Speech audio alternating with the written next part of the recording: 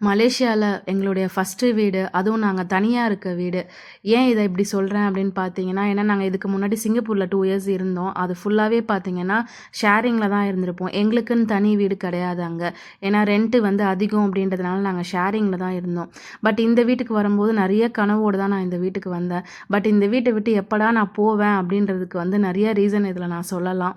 இந்த வீடியோ பார்க்குறவங்களுக்கு புரியும். கண்டிப்பா இந்த வீடியோ ஸ்கிப் பண்ணாம பாருங்க. நான் என்ன சொல்ல வரேன்றது அப்பதான் தெரியும். என்னோட வீடியோ இப்போ தான் பார்க்குறீங்க அப்படின்னா என்னோட சேனலை மறக்காமல் சப்ஸ்கிரைப் பண்ணுங்கள். வாங்க வீடியோக்குள்ளே போகலாம்.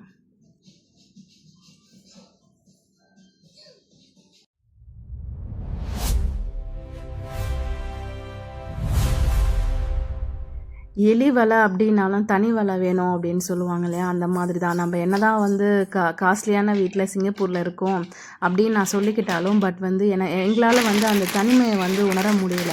அவ்வளோ வந்து சிங்கப்பூரில் வந்து கொஞ்சம் கஷ்டமாக தான் இருந்தது. ஷேரிங்கு அப்படின்னும் போது அவங்க என்ன சொல்லிடுவாங்க, இவங்க என்ன சொல்லுவாங்க அப்படின்ற மாதிரி பார்த்து பார்த்து ஒவ்வொரு விஷயமும் பண்ணோம்.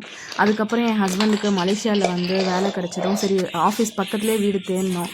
வந்து ஒரு ஃபியூ டேஸ்லேயே வந்து வீடு தேடணும் அப்படின்றதுனால எங்களுக்கு கிடச்ச வீட்டில் வந்து நாங்கள் ஃபஸ்ட்டு வந்துட்டோம். வந்தப்போ இந்த வீடு வந்து நல்லா தான் இருந்தது. எங்களுக்கு ஒரு சின்ன வீடாக இருந்தால் போதும், பாப்பா சின்ன பிள்ளை அப்படின்றதுனால ரொம்ப பெரிய வீடு வேண்டாம் அப்படின்னு தான் நாங்கள் ஃபீல் பண்ணோம்.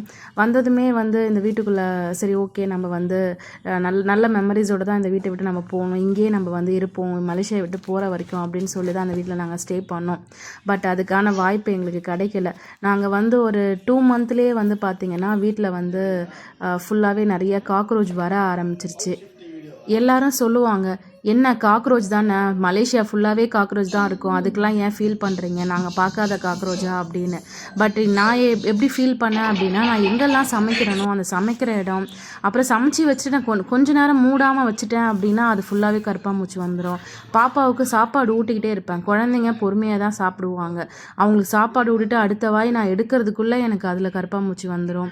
நம்ம கீழே படுக்கிறோம் அப்படின்னா அந்த படுக்கிற இடத்துல கருப்பாம்பூச்சி இருக்கும். நம்ம சாப்பிட்றோம் அப்படின்னா சாப்பாட்டிலலாம் கருப்பாம்பூச்சி. ஸோ நான் வந்து ஒரு மன உளைச்சலில் இருப்போம் அப்படின்னு சொல்லுவோம்ல, அந்த மாதிரி.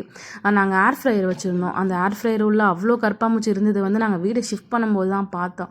இதுக்கு வந்து நாங்கள் வந்து என்னென்னமோ நிறைய மருந்து வாங்கி அடித்தோம். இதில் நம்ம வந்து கம்பெனியில் கூப்பிட்டு அடிக்கலாம் அப்படின்னு சொல்லியிருந்தாங்க. பட் அதை நான் அடிக்கணும் அப்படின்னா நான் கை குழந்தைய வச்சுருக்கேன். ஸோ அவளை வச்சுட்டு நான் அந்த மருந்து அடித்து 1 வீக் வரைக்கும் அதோட ஸ்மெல் இருக்கும், குழந்தைக்கு அது பாதிக்கும் அப்படின்றதுனால எங்களால் அதை பண்ண முடியல. மற்றபடி வந்து நான் வந்து என்ன பண்ணேன் அப்படின்னு பார்த்தீங்கன்னா, அதுக்கான ஸ்ப்ரே வாங்கி அடிக்கிறது, மருந்து யாரெல்லாம் என்னென்ன சொன்னாங்களோ எல்லாமே பண்ணேன். ஒரு கட்டுக்குள்ளேயே வராத கற்பாம்பூச்சி அப்படின்ற மாதிரி எங்கள் வீட்டில் அவ்வளோ இருந்தது.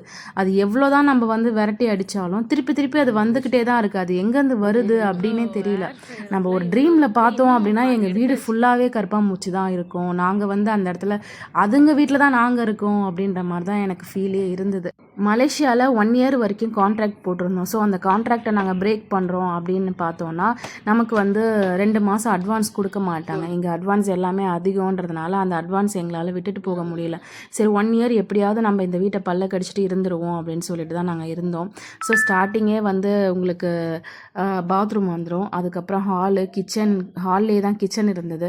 எனக்கு வீடை பொறுத்த வரைக்குமே வந்து எந்த குறையுமே இல்லை, ரொம்பவே நல்லா இருந்தது. பாசிட்டிவ் வைப்புமே எனக்கு இருந்தது. வீடு எனக்கு ரொம்பவே பிடிச்சிருந்தது. பட் வந்து இந்த காக்ரோச்னால வந்து ஒரு இடத்துல நம்ம இருக்குது அப்படின்னு சொன்னால் பரவாயில்ல, நம்ம வீட்டுக்குள்ளே வந்தோம் கால் வச்சோம் அப்படின்னாலே ஃபுல்லாக வெறும் கற்பாம்பூச்சி மட்டும்தான் இருக்கும். சரி, சாப்பிட்ற ஐட்டமில் மட்டும்தான் கற்பாம்பூச்சி வரும், மற்ற இடத்துல உங்களுக்கு என்ன அப்படின்னு சொல்லலாம். நம்ம ரூமில் இருக்கோம், பெட்ரூமில் இருக்கோம் அப்படின்னா பெட்ரூமில் நீங்கள் வந்து அப்படியே மேலே தூங்கும் போது அப்படியே மேலெல்லாம் இலையும். நான் குழந்தைய வச்சுட்டு ரொம்பவே நான் அந்த வீட்டில் கஷ்டப்பட்டேன். சரி, இது வந்து நமக்கு ஒரு சொல்யூஷன் வேணும் அப்படின்னா 1 இயர் வரைக்கும் வெயிட் பண்ணி தான் ஆகணும் அப்படின்னு சொல்லிட்டு தான் நாங்கள் வந்து அதை வெயிட் பண்ணோம். அதுக்கப்புறம் ஒரு நல்ல வீடாக பார்த்தோம். அந்த வீடு பார்த்ததுக்கப்புறம் சரி அந்த வீடு ஷிஃப்ட் பண்ணுவோம் அப்படின்னு சொல்லிட்டு ஜாமான் எல்லாமே நாங்கள் வந்து ஷிஃப்ட் பண்ண ஆரம்பித்தோம். நான் வந்து 1 வீக் பிஃபோரே வந்து எல்லா ஜாமானுமே க்ளீன் பண்ணி தான் எடுத்தேன். டபுள் க்ளீனிங் பண்ணுற மாதிரி தான் இருந்தது. எதனால அப்படின்னு பார்த்தீங்கன்னா, கற்பாம்பூச்சி மறுபடியும் நான் புது வீட்டுக்கு போகும்போது அதை எடுத்துகிட்டு போயிடக்கூடாது அப்படின்றதுக்காகவே நான் ஃபுல்லாக க்ளீன் பண்ணி நான் ஒரு கவரில் போட்டு பேக் பண்ணி நான் வந்து எல்லாத்தையுமே வந்து தனியாக வெளியே பால்கனியில் வச்சேன். அப்போயுமே எனக்கு வந்து ஒரு 2-3 ஐட்டம்ஸில் வந்து கற்பாம்பூச்சி இருந்தது. எலக்ட்ரானிக் ஐட்டம்ஸில் வந்து கற்பாம்பூச்சி இருந்திருக்கும் போல். அதை நான் அந்த புது வீட்டுக்கும் நான் எடுத்துகிட்டு வந்துட்டேன். கூடிய சீக்கிரம் இந்த புது வீட்டோட வீடியோவும் நான் உங்களுக்கு ஷேர் பண்ணுறேன். இந்த வீடு எனக்கு ஸ்டார்டிங்லேருந்தே ஹோம் டூர் போடணும் அப்படின்ற ஆசையே கிடையாது.